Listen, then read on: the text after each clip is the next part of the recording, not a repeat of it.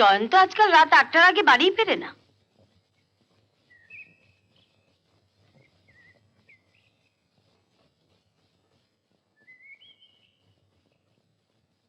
তাহলে তো মুশকিল হয়ে গেল। কেন, কি ব্যাপার হলো? না তেমন কিছু নয়, ওকে একবার ফলতায় পাঠাতাম। ফলতা? ফলতা পাঠাতি কেন? ওই তোমাকে একটা শাড়ি দিয়েছিলাম না, ওই শাড়ির সঙ্গে ম্যাচ করে ফলতার একটা কারখানায় একটা দারুণ চটি তোমার জন্য অর্ডার দিয়েছিলাম। শুনলাম নাকি হয়েও গেছে। আচ্ছা, কাল তাহলে চয়নকে পাঠিয়ে।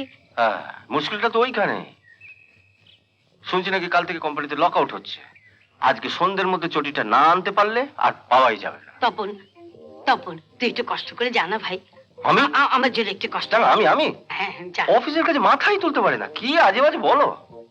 আমার ব্যাপার হলে যত তোর কাজের চাপ পড়ে। ঠিক আছে। হ্যাঁ রে তপন, চটিটা কেমন রে? ও না দেখলে বলে বোঝানো যাবে না। ওই শাড়িটা পরে চটিতে পা ঢুকিয়ে আহা আহা। জড়ি টরি বেশ। জড়ি মানে কি? এই শাড়ির জড়ি আর চটির জড়ি মিলেমিশে একাকার। দারুণ। ও ভেবে লাভ নেই যাকে। কেন? কাল থেকে কোম্পানিতে স্ট্রাইক শুরু হচ্ছে। আজকে সন্ধ্যের মধ্যে চটিটা না আনতে পারলে আর পাওয়াই যাবে না। শোন না, শোন না তপন, শোন না। আচ্ছা, অভাগীকে পাঠালে কেমন হয়? আমি যে ভাবিনি তা নয়, তবে এতটা পথ একা একা না, পারবে না। পারবে পারবে। পারবে না দিদি, পারবে বিশেষ না। করে আমি বলছি পারবে। একা একা ওইটুকু না, অতটা পথ যেতে পারবে হ্যাঁ, না। পারবে। পারবে না বলছি, তুমি কেন কথা বলছো? হ্যাঁ, চুপ কর। পারবে না তো শোনো। আমি বলছি পারবে, তখন থেকে পারবে না পারবে না করছিস। পারবে? হুম।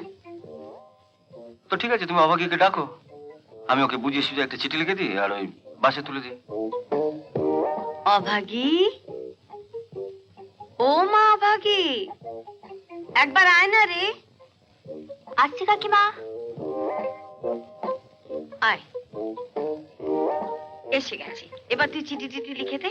এসেছি। পারবে? পারবে পারবে, ও আমার সোনা মেয়ে।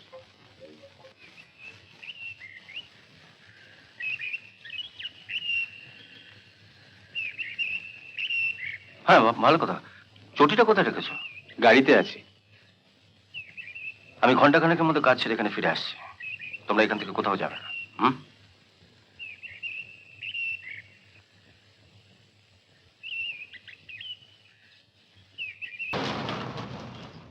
চলি। আচ্ছা।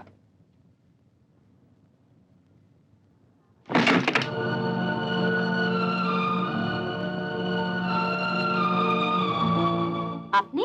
তোমাদের বাড়ির ঝিটাকে একবার ডাকো তো। কেন, আপনার ওকে কি দরকার? দরকারটা আমার ওরই সঙ্গে। ওকে ডেকে দাও। ডেকে দাও বললেই তো ডেকে দেওয়া যাবে না।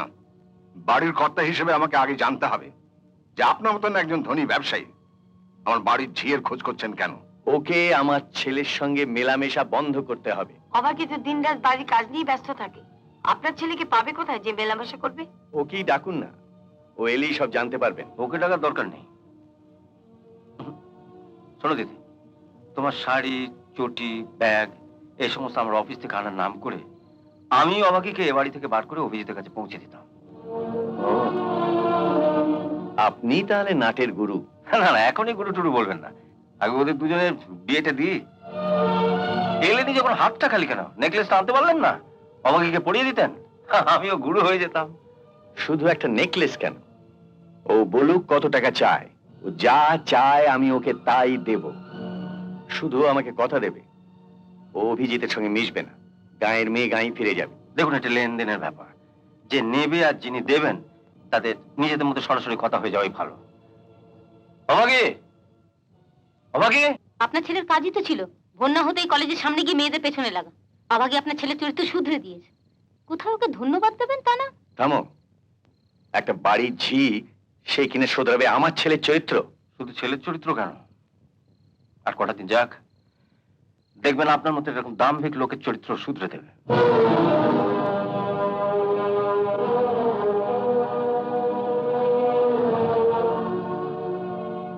আমার ছেলে না জানুক, আমি জানি তোমরা গায়ের মেয়েরা কেন শহরে আসো।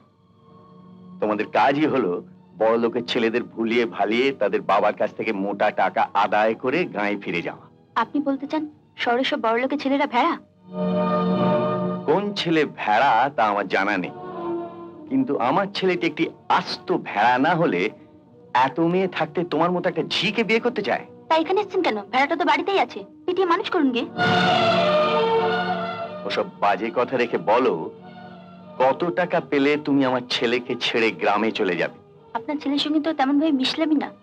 আগে ভালো করে মিশে খবর নিই আপনার ব্যাংকে কেমন টাকা পয়সা আছে, তারপর নয় আপনাকে কি বলবো। টাকা পয়সার ব্যাপারটা সবার সামনে না বলাই ভালো। এমন সুযোগ তো জীবনে নাও আসতে পারে। তাই একটু ভেবে দেখতে হবে কত টাকা পেলে আমার জীবনের সব অভাব মিটে যাবে।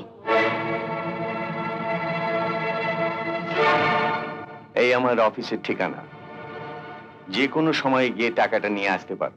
এনি অ্যামাউন্ট, যা চাইবে তাই পাবে।